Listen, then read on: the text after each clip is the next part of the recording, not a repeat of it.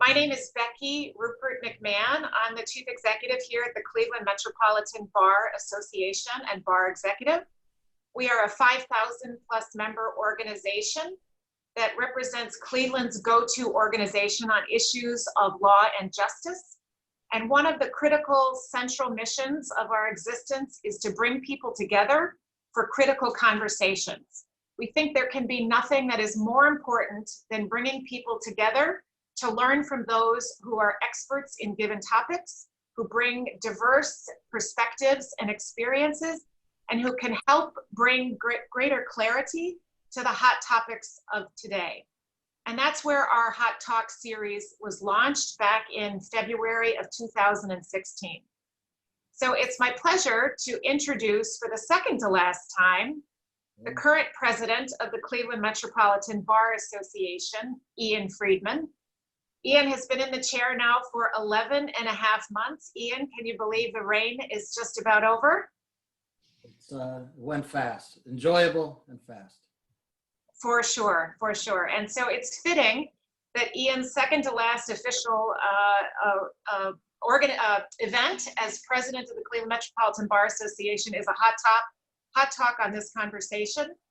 Let me just remind everybody before I hand it over to Ian, if you have questions, we will be taking questions. We'll get to as many as we are able to. If you're joining us via Zoom, you can use the chat feature or the Q&A feature to submit your questions. If you're joining us on Facebook Live, we welcome you to post your questions directly on Facebook. You can also email me directly at rmcmahon, that's RMCMAHON @clemetrobar.org. And with that, President Friedman, I'll turn it over to you. Thanks, Becky. I appreciate it. Well, welcome to this Hot Talk. You know, this is usually our Hot Talks are monthly, but we all know the difficult and outrageous times that we're facing here in this country, and the issues of racial inequality, access to justice, police reform are the topics that must be dealt with now. And the Bar Association, as Becky said, in leading the legal community and collaborating with other individuals and organizations, we've determined that this conversation is so important that we're going to continue it as we have, and we've been doing this on a weekly basis. And today we are all honored to have with us Ohio Representative Erica Crawley, and we are also joined by Ohio Representative Casey Weinstein.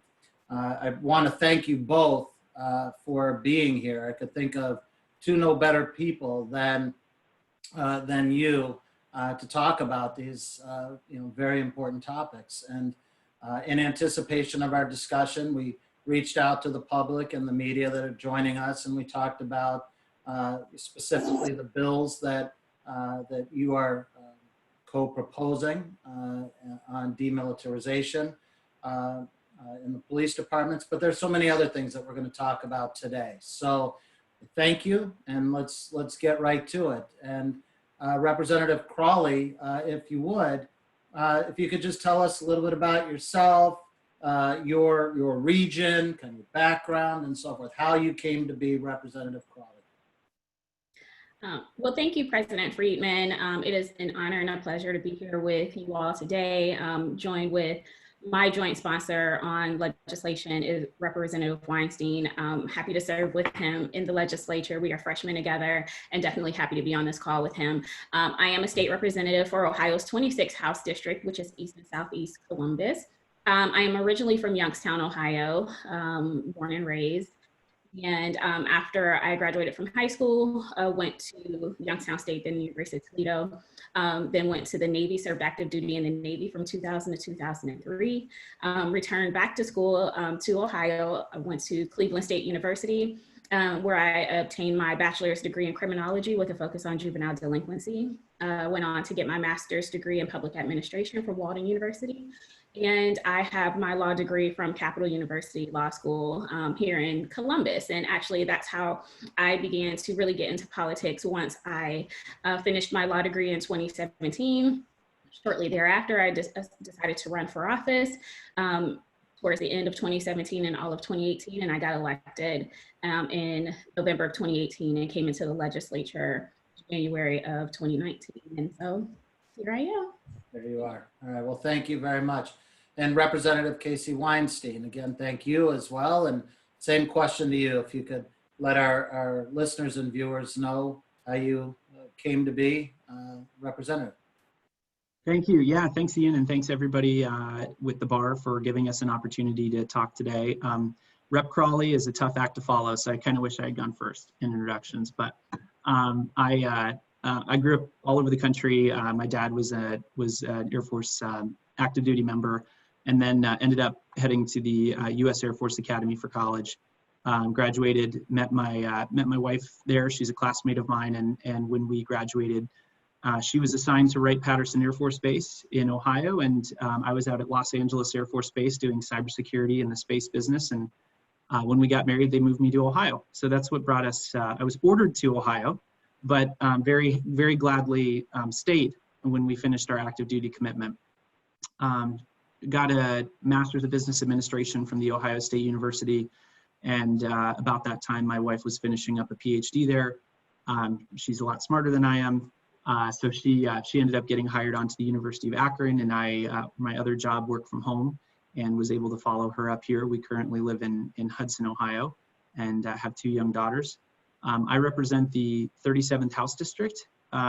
Just winding back just a little bit, was elected to Hudson City Council in December of 2015, served almost a full term there before running for the 37th House District seat. And as Rep Crawley mentioned, I'm a freshman with her, and actually we're seat buddies. We sit right next to each other on the House floor.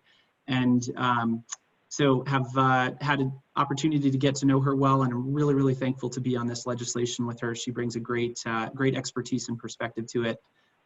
My district is Northeast Summit County. I'm also the ranking member on the Armed Service and Veterans Affairs Committee, so deal with a lot of legislation that way. And now I'm eager to get involved in this bill. So, fantastic. Well, thank you both. And so, both being freshman representatives, how many other freshman colleagues are there right now? 17 on the Democratic side of the House. I think there's 17 of us. Good number. But it's like 38, Ian. Don't quote me on that. Overall, big. It was a big turnover this term. We had a lot of new faces on both sides of the aisle. Okay, all right. So let's just get right into it. You both kind of talked about co-sponsoring a bill together. Let's start with that today, and we'll see where this conversation takes us. So I'll put it to either one of you to talk about what this bill is that you're co-sponsoring. So I can give a little bit of the background if that's okay. What we're addressing is in 1990, the National Defense Authorization Act created the 1033 program's precursor. What the 1033 program does is it allows for procurements, basically grants of used or no longer active military grade equipment to law enforcement agencies. And it basically grants this to them. It is not a matter of public record. Very hard to find out what goes to what different police forces. And it is training does not necessarily come along with the equipment. The equipment that we're talking about are that we're dealing with in our legislation, just so you have an understanding of what is being transferred to police forces, are drones, weaponized drones, aircraft that could be combat configured, grenades, grenade launchers, silencers, military armored vehicles. So those are the types of things in this program that we are trying to address with this legislation. And I'll turn it over to Rep Crawley if she'd want anything to add. Yeah, essentially, we're just trying to demilitarize the police and stop them from being able to get military grade equipment, as Rep Weinstein spoke about. All right, so, and we, the three of us, spoke in anticipation of this discussion today. And one of the issues that came up was that by supplying this sort of equipment to police departments, or really anyone who has access to this type of equipment, it actually affects one's mentality. And both of you being from the military, it would be great if you could talk about that to those of us who have not been in the military, and to kind of describe what that means. Yeah, so I think originally, if you look at when municipalities or local law enforcement departments was obtaining these military grade equipments, whether it's Humvees, whether it's body armor and things like that, it was originally thought that it would be used for like extenuating circumstances or very severe like operations or intense operations like SWAT enforcement who was going into, you know, drug cartels or something like that. But given what's going on in the current climate with civil unrest and everyone, you know, protesting, we have seen across the country, definitely here in Ohio and Columbus, where law enforcement officers are coming out in riot gear and just really looking like the National Guard or, you know, some other military unit that would be called in for serious issues that the local law enforcement couldn't handle. And that's not the case. And we see what message it is sending to the community when the police are standing in the middle of the street in ranks or, you know, guarding like the street and the sidewalk so people can't move in full armor. It just doesn't send a good message. And so, you know, we really want to stop law enforcement from having this type of equipment, really getting back to community policing. And I think this is a way to build trust. It's hard to trust someone when they're looking like they're, you know, getting ready to go into a desert storm or something like that. So I'm sure Casey has something to add to that. Yeah, thank you. Thank you, Erica. So what it does is just, I mean, for me, just personally, from a human level, driving down to Columbus these last few weeks, seeing the armored personnel carriers stationed around, you felt like you were going into a war zone. And studies have actually shown that it creates an escalatory warrior mindset among the police and that they use this equipment. They're like, well, we might as well use it, we have it. So some stats we were able to figure out is from 2006 to 14, $66 million of weapons were transferred as part of the 1033 program. So if you extrapolate that, probably another 66 million since then, we're talking hundreds of millions of dollars of weapons in police force hands. And what studies show is that recipients who have benefited from the 1033 program have a 129% increase in incidents of police violence. And that 79% of the deployments of the equipment were for SWAT-related things, when only 7% of SWAT-related engagements actually would call for an active shooter barricade situation. So to say that a little more clearly, they are using the equipment far more than is needed on the SWAT side. As Erica mentioned, it was really for, if you could argue at all for this program, it was really for terrorism-related extraordinary circumstances, but it's being used and deployed much more frequently. Okay. So I guess as I listen to both of you, there's just a one-word question, which is why? Why is this being done? And I'll put that out there. Why are the police departments wanting this? And why is the Department of Defense giving this over? That's my first why. I'll ask you to address that, and then I'll give you the second why. So I can start off. I guess we can take turns starting off. Rep Crawley. It's tough to say. It was really rolled out and modernized in the 1033 program in 1997, and the intent was, as Erica mentioned, for counter-drug, counter-terrorism requests. After 9/11, usage of the program increased dramatically. So you could maybe extrapolate that it was for anti-terrorism concerns or things like that, that police were trying to do this. But President Obama actually significantly curtailed the program in 2015, in May of 2015. So he prevented the transfer of tactical vehicles, actually similar to what our bill looks like, types of ammunition, explosives, and firearms. So he limited the program significantly. It was done by executive order, not by legislation, and President Trump reversed that in August of 2017. So the program is now back to the way it was originally run. And I think we could all speculate why President Trump put the program back in place, whether it was just to undo, and I'm sorry to get political, but that's that's kind of my life on this, but maybe in line with his law and order message, or just to undo something President Obama did. I don't know, I can't, but but the program is now back up and running since August of 2017. I would just add, I think that people or different municipalities have different reasons for wanting to obtain this type of equipment. But I was reading an article recently of a city in Georgia called Morven, Georgia, which I think the population is less than 600. And the mayor in the city obtained an armored vehicle and a whole bunch of other different kinds of weaponry. And his statement was, when asked, why do you even need this? You have a population less than 600. And he was like, well, we could take over the whole town if we needed to and shut this down. And I don't know what that means. And like, take over, why would you want to take over the town? Now I could see if something extenuating happened where it was like counterterrorism or something like that. But to even just send that message in a press conference, like, well, we could take over the town, is just disturbing. And goes to why we want to, ban this type of equipment. We don't want people to, one, send the wrong message to the community that, they are being surveillanced and can be taken over by this military police force. Interesting. So, and if I could, yes. I'm sorry, just to add one more thing, like maybe there is a circumstance at some point like Rep. Crawley and I think could grant that, but in that case, the National Guard would be brought in and would be trained on the equipment properly.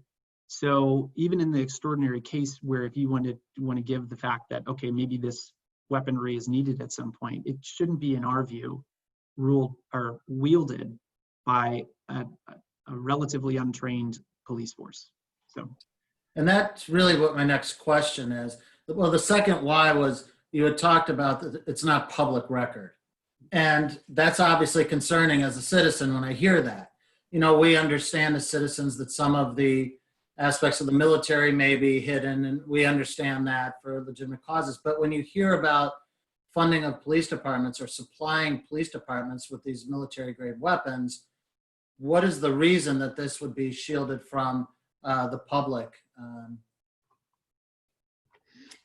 I can take that first. I think this goes to transparency. And that's why part of the bill makes this transparent. We'll get into later on some of the initiatives or bills that have been offered in the legislature that gets to transparency, like an excessive use of force database. I think when it comes to local governments, they don't like to be regulated. Here in Ohio, of course, we have home rule. And so, there are people who lobby to make certain things not available to the public. And we see those people in the legislature as they come in, different bills come up, or when there's funding. I sit on the House Finance Committee, so I have been in conversations where police unions or other lobbyists are advocating for less transparency and for those things to happen in the budget where people aren't usually looking. So I think this just goes to a transparency issue that we're going to try to address with this bill. Okay, fair enough. Now, is there some sort of condition precedent that police departments have, for instance, the police, before they can get this equipment, have to be trained on it? Is there any sort of training for this, or we just say we need it and therefore they get it if it's available?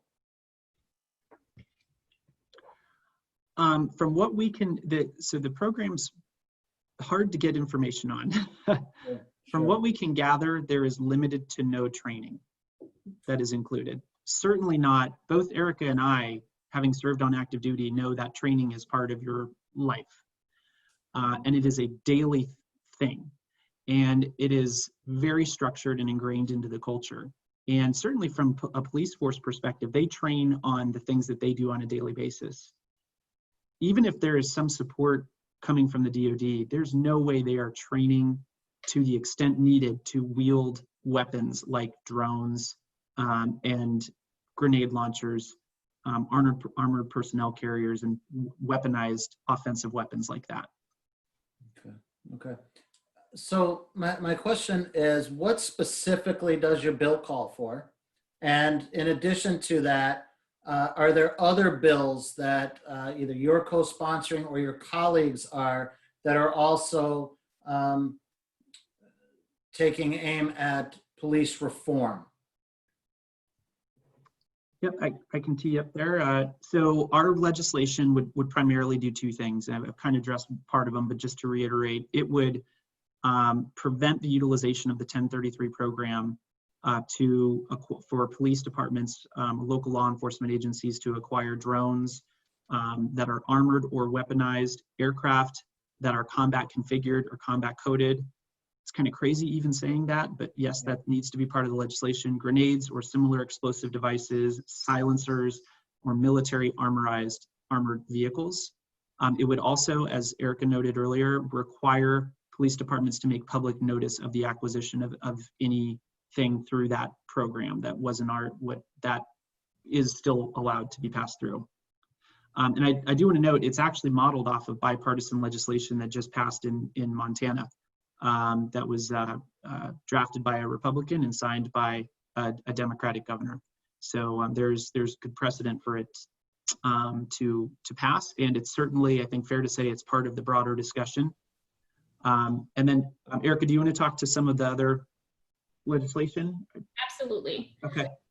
So some of the other pieces of legislation that have been sponsored by our colleagues to address police reform is creating a database tracking police terminations and resignations. We know that that has been an issue, especially when a police officer has been fired from their job or placed on administrative leave, and then they end up resigning, but they have had some issues in their history. They go over to the next city or next town and become a police officer there. And so we want to make sure that any terminations or resignations is in a database where it can be easily tracked and someone can look at the background.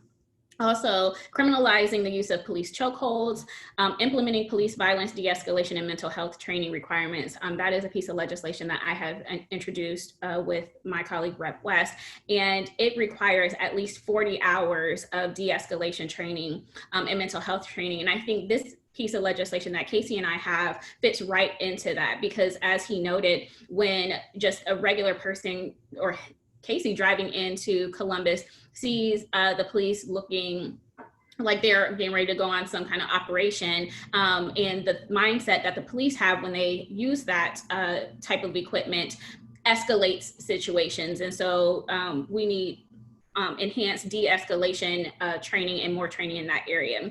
Also, there's the prohibiting the interrogation of minors without adult presence, prohibiting the use of arrest and citation quotas, prohibiting the use of tear gas by the police. I'm sure everyone has heard and seen articles about this recently, as just yesterday we had issues here in Columbus with the police and the use of tear gas and pepper spray. And then we have some other legislative initiatives coming from my colleagues. So we are all over this and hope to get bipartisan support. But if not, we continue to talk to the people and we hear from the people and what they want to see, and that's what we have introduced.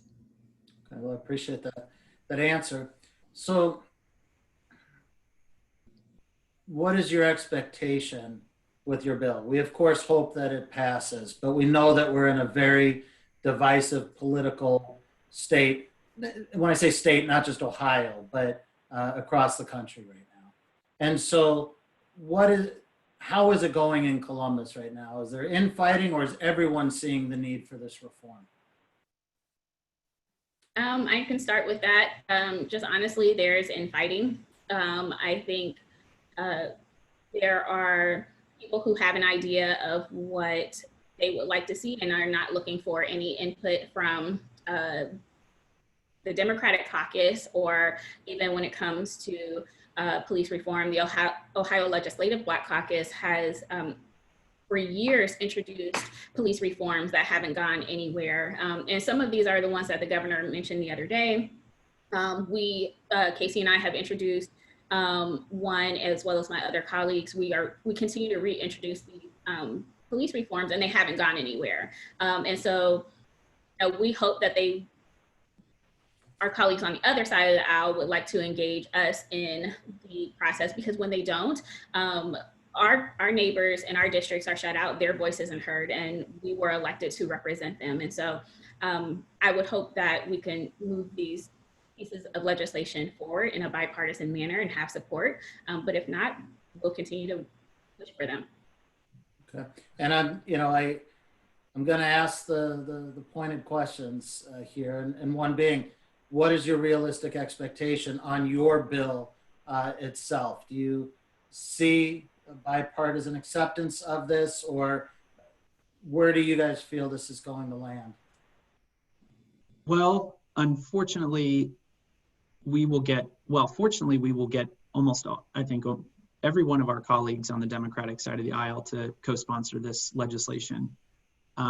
If you look at what Erica, the bills that she laid out, there are 38 Democrats and 61 Republicans in the state house right now, despite the vote being about 50-50 statewide, if you look at the parties. So gerrymandering is a problem. That's another lunch topic. You're always welcome on your hot talk, Representative Weinstein. So we may not get to that issue. Doesn't mean that's fine. I'm in it. So there are 38 Democrats and 61 Republicans. Of all of the bills that Erica mentioned, and we just got another one across our email minutes ago, a profiling bill that two of our colleagues are working on, an anti-profiling bill. I believe there's one Republican co-sponsor on maybe a couple of the bills, and that's the data we had yesterday. So no, unfortunately, it is not. We're not seeing a bipartisan commitment to solving this problem, even in this moment of international, global, certainly national reckoning for our country. What you see the focus on the other side being is, very similar to what we hear at the federal level, which is law and order, stop the protesters, an extreme focus on that, and a complete lack of discussion on this topic. I mean, last week or 2 weeks ago, Eric and I were on the House floor fighting to get the Confederate flag removed from county fairs, which is a state-sponsored and state-sanctioned and state-funded event. We're a union state. General Grant's from Ohio, and we are still fighting the fight and lost the fight to get the Confederate flags removed. So we are at a basic level. We're not at a point where we can get to this conversation right now, unfortunately. And I would just add to that these are not Republican issues, Democrat issues. These should not be partisan issues. These are like human rights issues, civil rights issues. These are the issues that we're addressing, that we are seeing in the street. We're hearing from our community members. And so this shouldn't, it's unfortunate that this is the political climate that we're working in. But these aren't Democrat issues. These are everybody's issues. So let me ask you, and with Representative Weinstein saying, I hate to get political and so forth, if the shoe fits here, it just fits. I'm not asking this question to be political, but I'm just, because you have said the Democrats are talking about reform. So my natural question is, are there any reform bills that you're aware of in the House now from your Republican colleagues aimed at reform? So maybe just the two sides have different types of bills, or is it that there is no proposed legislation for reform coming from the other side of the aisle?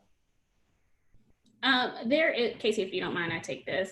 Please. There's House Bill 703, which is sponsored by Representatives Plummer and Cindy Abrams. Both, I think Plummer was a sheriff and Representative Abrams was a police officer down in the Cincinnati area. And Phil Plummer's from the Dayton area. They have a police reform bill, or they introduced a skeleton of a bill, and they have taken their initiative on the road in Ohio to get feedback from different communities. They just started this week. However, when Representative Weinstein talks about, this should be bipartisan and we should have support, you would think that they would talk to the legislators representing different areas, since they are going to many areas in across the state, and they have not engaged us at all, as well as they have not engaged the Ohio Legislative Black Caucus. which is unfortunate. Obviously, we are in our districts, we're talking to people, we have value to add. And maybe if we had conversations, we could work on things together, but there has been no interest. And so this is where we are. And that's the only piece of legislation that they have introduced. Why is there no interest from that side of the aisle aimed at police reform? I mean, if you know, I mean, I'm asking you to look in someone's head, because you're right. Shouldn't be a political issue. It's a human rights issue. But do we know why there's such resistance to police reform? I'll take a stab at that. Eric's taking a sip, so that's my cue. Cynical me, which I try not to be cynical, but one, they don't need to talk to us, just to be clear. They have 61 votes, they have a supermajority in the House, and they can do whatever they want in the House and the Senate. I don't know if it's cynical or not, or it's just the reality is that the law and order message is the message of the president and the party, and they're very much in lockstep. There's very little, if any, daylight between what happens at the state level and what happens, the message at the federal level. So there is just that is part of their voting coalition. That is the biggest part of their message. And from that perspective, they're basically speaking to their coalition and their message and don't want to deviate from that. Okay. So Representative Crawley, I'll ask you first, and then Representative Weinstein, same question. What steps do you see as necessary to effectuate real change? Because people are hurting. People are calling for change right now. And to hear that there's such a divide, my question is, what can be done to really bring that change to the people that they deserve? Well, I think there has to be a political will, and I don't know that there is, especially when we talk about my colleagues on the other side of the aisle, as Rep. Weinstein just laid out, they don't need us. And so there would have to be a political will to make sure that all 99 districts are represented. When we are excluded from the conversation, I think the Democratic caucus represents about 4 million Ohioans. And so I would think that you need everybody at the table and not be presenting the just the reforms that you think are necessary, but we should be presenting what the people want. But then I also think that, we have to not allow like the FOP or different unions to have so much of an involvement in police reform, because of course, at the end of the day, one thing that we hear from the people that are out here protesting is the FOP continues to protect their members, especially when there's bad apples that tend to spoil the bunch, and just continues to break down trust. But if you have the FOP running the show, even with legislators or the local municipalities, there's not going to be much change. And so, one, I would just say that there has to be a political will, and there just doesn't seem to be. Okay, thank you, Representative Crawley.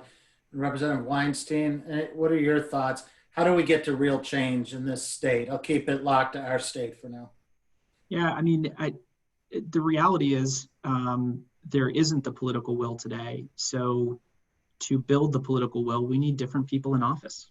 And and we have elections and we have opportunities for people to vote for candidates. If they think that policing needs reform, then they need to elevate candidates and vote for candidates and who will legislate that way. And that is not the makeup of the House today. There is not the political will because there aren't the legislators willing to put these things forward. So I'm not going to say Democrat or Republican. I'm just going to say we need more legislators who are willing to work on this. I'd love it if they were from both parties. So that's the reality in my view. Thank you both. I want to kind of take a leap back to something that you raised, and that was the issue of the Confederate flag. Because when we talk about a separation between parties, you would think if anything would bring parties together, it would be that issue. But clearly it is not. So if we can talk about that, what is your understanding of the disconnect as to the issue of the Confederate flag here in Ohio? And just for those who are listening who may not know the issue, there was a call to ban the flying or the exhibition of the Confederate flag here in Ohio at state-sanctioned events. Am I stating that correctly? Yeah, it was banning the sale of them at local fairs. That was one amendment. And then the second amendment was to not use, if they were not going to ban the sale for vendors, then we would not transfer state dollars to agricultural societies who refused to ban the sale at the local fair. And that amendment failed as well.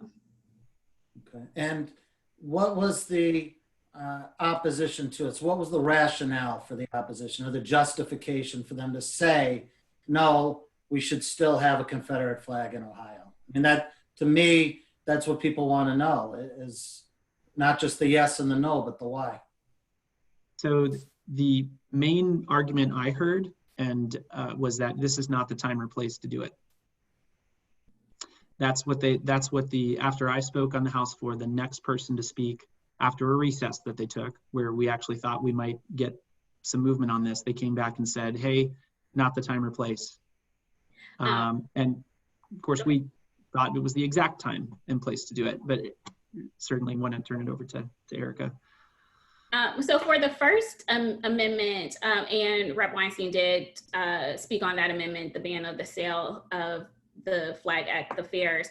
It was a First Amendment speech argument that we would be infringing upon free speech if we banned the sale of Confederate flags. And I don't know how that, there could be that argument. I think it's a weak argument because people could still wear their Confederate flag t-shirt or whatever to the fair. It was just banning the vendors selling it.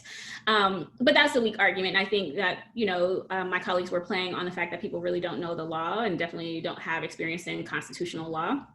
But, I don't want to say to the question about there being a disconnect. I don't think there's a disconnect. I think people who support the Confederate flag or say that it's history, I think they know exactly what they are doing. I think we know that that flag represents oppression, that the Confederate was fighting for slavery and they wanted to be able to slaves and didn't feel like the North or Union should be infringing upon that state's rights. And so it's clear on what that was. That was the argument for the first, First Amendment rights was the argument for the first amendment that was tabled. The Second Amendment, there was no argument. Actually, I don't even think, Casey, you can remind me if anyone got up and I spoke on that amendment saying, giving a excerpt of Alexander Hamilton Stevens' cornerstone speech when he was talking about how the Negro was his place in life by birth was subordinate to white men or white people. And nobody stood up and said anything. They just tabled the amendment. Spoke to the First Amendment issue, and I said, definitely this is, and if we're just saying that we're not going to use state dollars to uphold white supremacy or perpetuate that, our tax dollars, my tax dollars or yours should not go to that. And yeah, there wasn't an argument. And just to note, to add to what Eric said, it's already banned at the state fair. So there's wide precedent across the country for a banning of vendors selling this symbol at the state fair.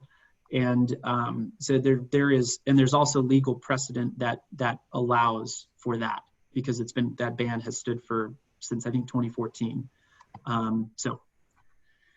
Okay, so those that are calling for its ban are not calling for action of first impression. There's precedent already in place for this. Just Ohio, some are saying just not here. That's what I'm hearing from you both? Okay. Correct. And so Representative Crawley, you said something interesting about some folks just said, now's not the time, or Representative Weinstein, perhaps you said it, now's not the time. So we've seen inequality, justice, we've seen the oppression We are now, the country has been outraged by what happened with George Floyd and all the protests going on. So if someone were to say, as you said, now's not the time, did they elaborate on perhaps when the right time would be? I mean, if not now, when? Did we ever hear that anywhere? No, sir. No. Okay. All right. So I want to go back, and I appreciate you all going there. We're going to kind of skip back to another subject, and it's one of the questions we have from one of our viewers, which is, if your bill is successful and you are able to either eliminate or minimize the transfer of militarized weapons, what do you find acceptable as far as force, show of force and equipment for police officers when dealing with protests? So I'm not a law enforcement professional, so I don't know that I'm fully equipped to answer that question, pun intended. But I would say, from what I have seen, de-escalatory practices here lead to lower escalation overall. When you see one police force in Twinsburg, in my district, for example, in Hudson, we've had protests in Hudson, and there's no police presence. There's not. When you look at, in Michigan, there was a police chief who walked with the protesters. When you see that, it clearly de-escalates the whole situation. When you see police show up with, look like they're going into battle, into war, shooting gas with batons, with shields, with SWAT gear, with armored personnel carriers, with machine guns, it puts everybody on edge, just human reaction. So in general, and I believe there's a lot of data to show, de-escalatory community practices are better and that's what we want to encourage, a de-escalation with this bill. And I would just add that there are states that use or have adopted, or the local law enforcement departments have adopted a use of force continuum. So then you get to, and then there's training on a use of force continuum. So you get to gauge the situation and implement the training of like how to assess a certain situation, what type of force is needed. If the police needs to call in social workers, especially if you're dealing with someone who has mental health issues. And we've seen in the news where the police was called on a gentleman who was at Walmart and was exhibiting some mental health crisis and ended up being killed. I think that's part of it too. You know, we have to take those things and communicate into consideration. But I think that's where working together with local law enforcement, with agencies who are trained on use of force continuums, as well as de-escalation tactics, calling in the appropriate social services if necessary to engage a person who might be in crisis. I think all those things need to be taken into consideration. So I don't have one answer on what force is necessary or when you get to this is too much. We've seen those cases, but I think it should be case by case, and officers should be trained on not using military style equipment, how to contain a situation, and then when to know when to call in help, that this isn't something that they need to be dealing with, that other social services need to be involved. Okay. Thank you both for that. Let's turn to the term defunding the police. We've heard that call. I think that the definition or the word itself is being politicized, quite frankly. I'd like to know what your definition for defunding is, and then whether or not you support it, again, based upon your use of the term. Absolutely. You want me to, I can start first. Go for it. Sure. So defunding to me means slashing police budgets and reallocating those resources to social service agencies. We see that out of the whole United States, there are way more police officers than there are social workers. And we know that there are not as many students going to college majoring in social work, because when you look at the cost of tuition versus what they can make when they come out, only $35,000 or $40,000, even if you have a master's degree, it doesn't line up. But if we reallocate those resources, I think we will see a difference. And that really puts more emphasis on community policing and looking at envisioning what law enforcement is, community policing, community relationships are. So I think it's reallocating police dollars to other agencies that need to be called in to help address issues that are being faced in the community. I also want to say that I don't understand why it's being politicized. We know what defunding means when it comes to education. I sit on the House Finance Committee. I sit on the House Finance Subcommittee for Education, and I sit on the Education Standing Committee. We have a funding formula that has been unconstitutional for like 26 years. The way that we fund schools is just, it's atrocious, and it is sad that students don't have the resources that they need. And we don't have enough dollars for wraparound services. This is what defunding police means, like taking some of those resources, putting it to education, putting it to social services, so we can have a holistic view of community police relationship. Good, thank you, thank you. Representative Weinstein, thoughts?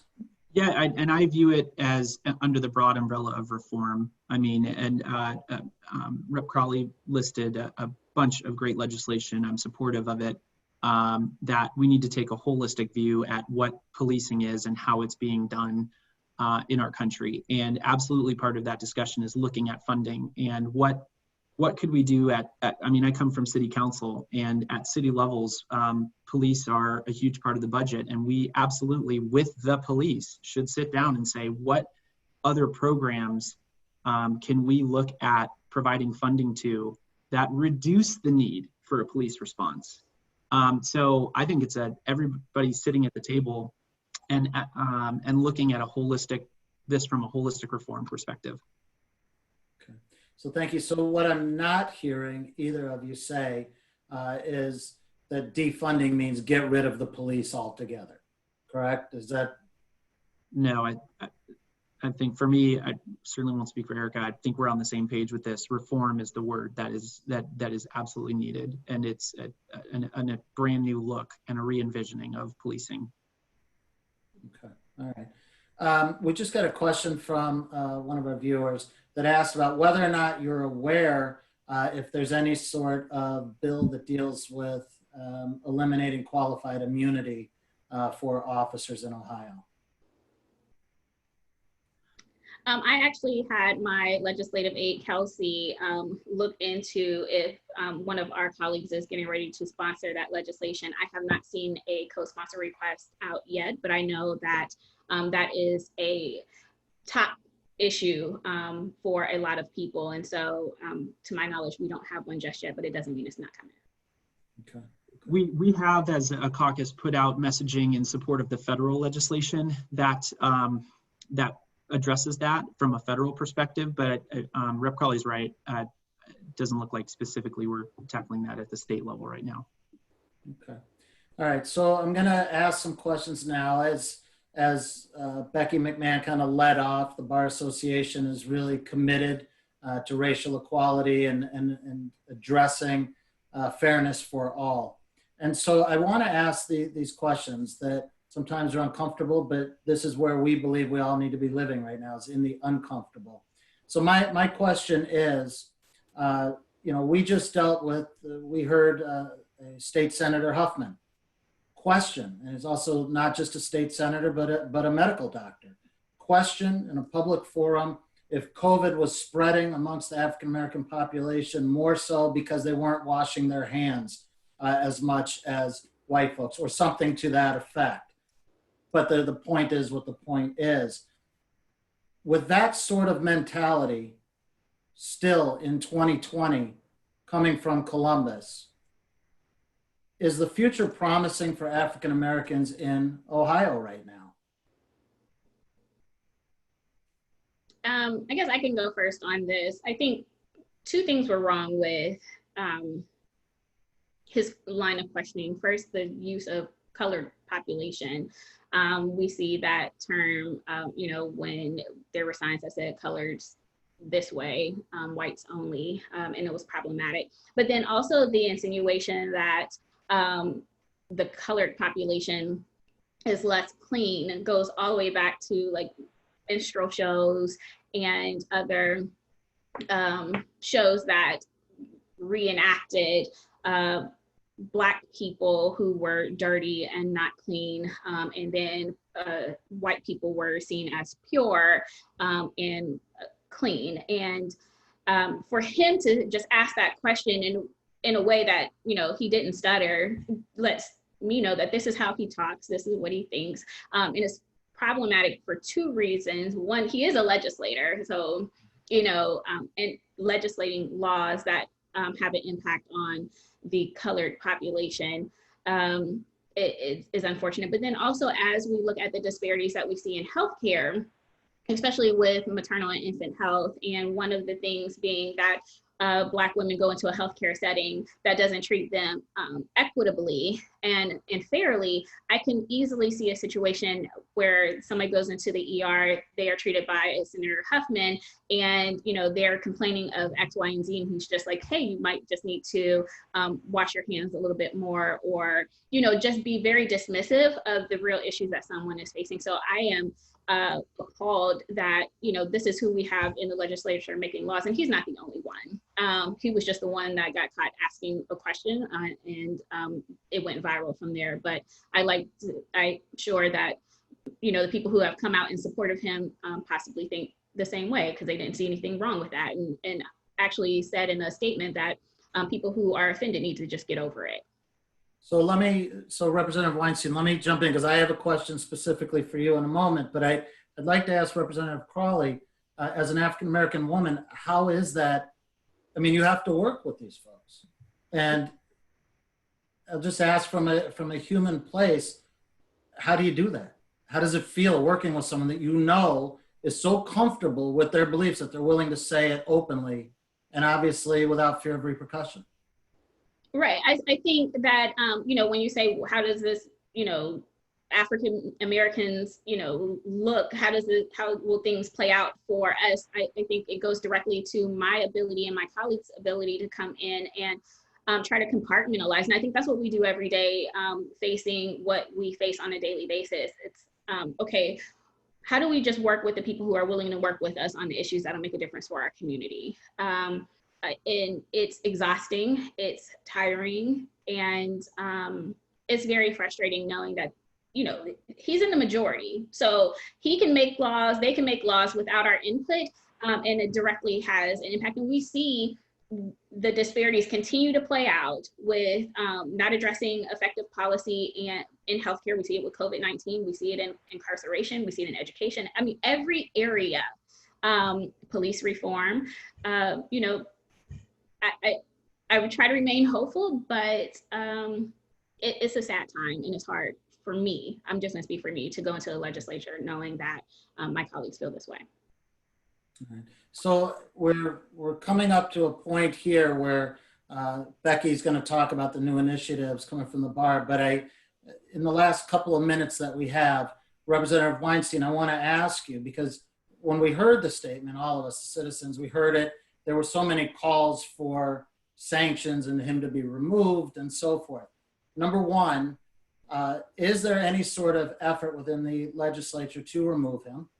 And number two, as a white man, what are the white public servants doing? What are you doing? What are your colleagues doing to say, this is not acceptable, this must end today? How is Senator Huffman knowing that what he did is no longer, should have never been accepted, but no longer, this can't exist anymore? Let me put it like that. Mm-hmm. So if you could tell us what's being done? Well, Ian, to address the first question, there was very muted condemnation from the Republican side. And the legislator whose seat I now sit in, Christina Rogner, who's a state senator, totally defended him and put out a BS statement. And I'm sorry, I'm going to get heated a little bit. but a complete lack of courage and a complete unawareness of what the moment is, and just missed the boat by a mile. And is very, it's similar to a lot of her colleagues, not unanimous. I saw a couple statements saying that was the wrong language, but she couldn't even call it bad language, just the language chosen. So there was not nearly enough condemnation. As a white man, so I'm Jewish, and I think I've experienced anti-Semitism in my life. We have seen it in the state recently. I think that gives me because there have been a few instances in my life where I have experienced it. That gives me 1/billionth, I think, of the perspective of being a Black person in Ohio and experiencing it in a systemic way every single day.